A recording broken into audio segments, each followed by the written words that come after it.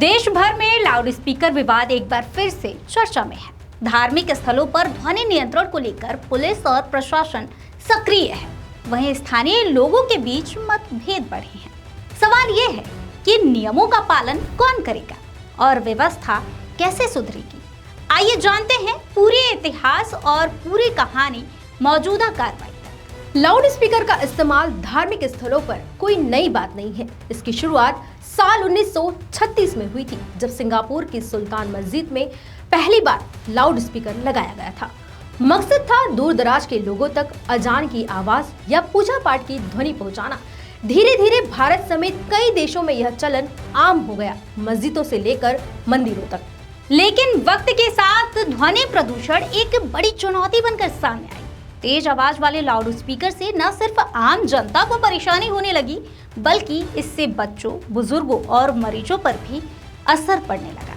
अध्ययन में यह भी सामने आया कि लगातार ऊंची ध्वनि में तनाव, नींद की कमी और हृदय रोग जैसी समस्याओं को बढ़ावा मिला है।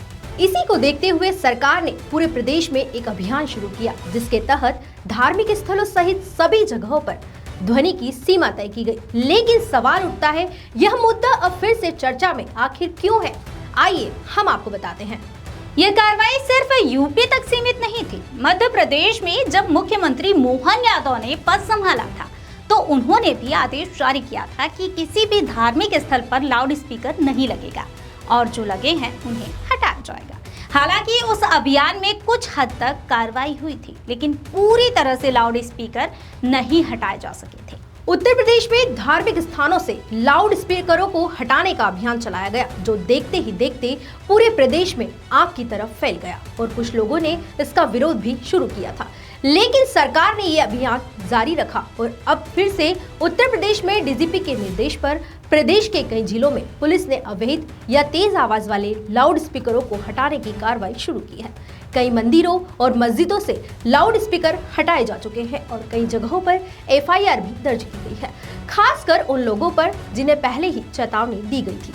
कानूनी रूप से भी लाउड स्पीकरों पर नियंत्रण के साफ प्रावधान है। Noise pollution regulation and control rule 2000 के तहत रात 10 बजे से सुबह 6 बजे तक लाउड स्पीकर के इस्तेमाल पर पाबंदी है। साथ ही किसी भी सार्वजनिक स्थल पर लाउड स्पीकर लगाने से पहले स्थानीय प्रशासन से अनुमति लेना अनिवार्य है।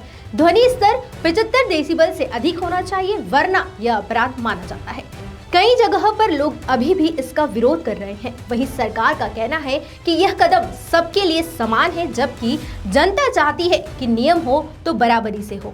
इस पर आपको क्या लगता है कि हमारे देश में लाउड स्पीकर सही है या फिर गलत? क्या इनको हटाना चाहिए या फिर धार्मिक स्थलों पर जिस तरीके से प्रयोग हो रहा है उसी तरीके से होना चाहिए? हमें अपनी राय कमेंट करके जरूर बताइएगा। प्योर श्योर दूध और घी, माँ के प्यार सा, मिलावट से दूर, भरोसे से भरपूर, प्योर भी श्योर भी।